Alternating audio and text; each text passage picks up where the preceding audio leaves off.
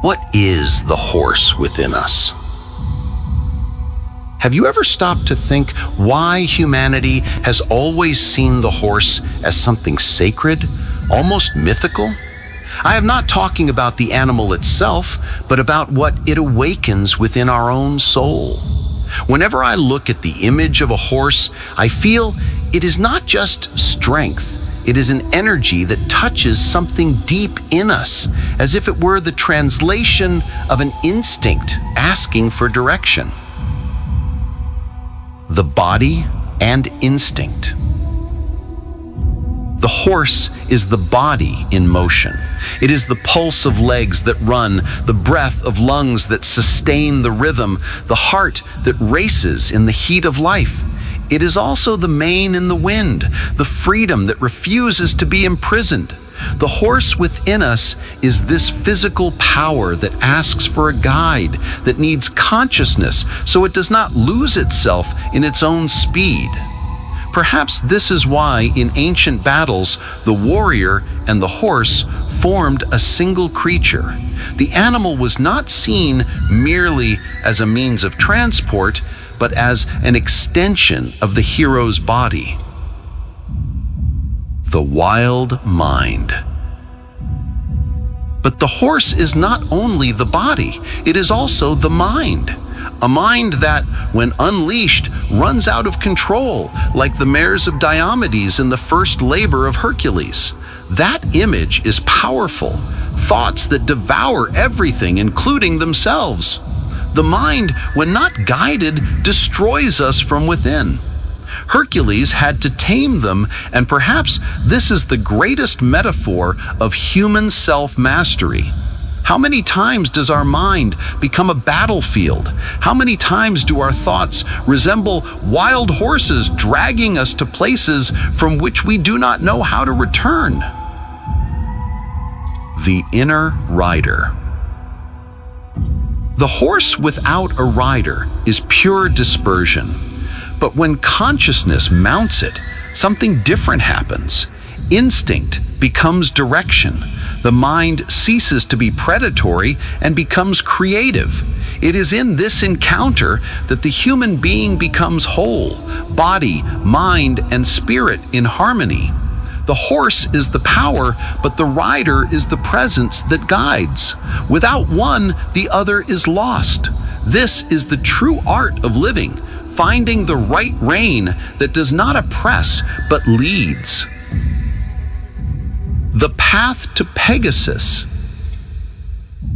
And it is here that the myth of Pegasus is born, because when the horse ceases to be mere brute force and opens itself to the touch of spirit, it gains wings. The earthly animal becomes divine. Instinct transforms into inspiration. What once was weight now becomes flight. Pegasus is the symbol that instinct does not need to be denied, but transfigured. The same body that runs on earth can also touch the sky.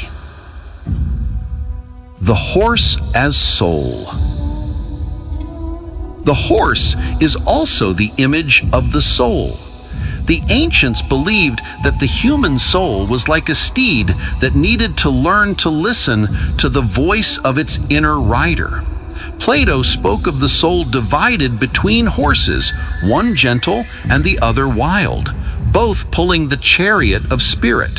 To live is to learn to keep balance, because if we pull too much on one side, we lose our way, and if we loosen too much the other, we fall into the abyss. The human journey. Man has always projected himself onto the horse. In the same way that we learn to ride it, we must also learn to ride ourselves. Without mastery, we become slaves to haste, to anxiety, to the veracity of the mind. But when we find the right rhythm, the horse becomes an ally. It carries us farther than we could ever go alone. It is in that moment that the human discovers he does not need to fight against his nature, but learn to ride along with it. The hidden symbolism. The horse appears in dreams as a messenger of vital energy. It emerges in myths as the force of the unconscious. It is a mediator between the world of men and the world of gods. It is the flesh that runs, but also the intuition that carries us beyond what the eyes can see. It is the line of fire between what we are and what we may become. The horse in us. When I think of the horse within me, I feel it is my desire for freedom, but also my fear of losing control.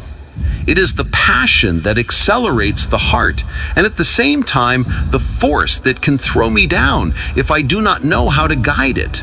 Perhaps that is why the myths always remind us the horse is beautiful, but also dangerous.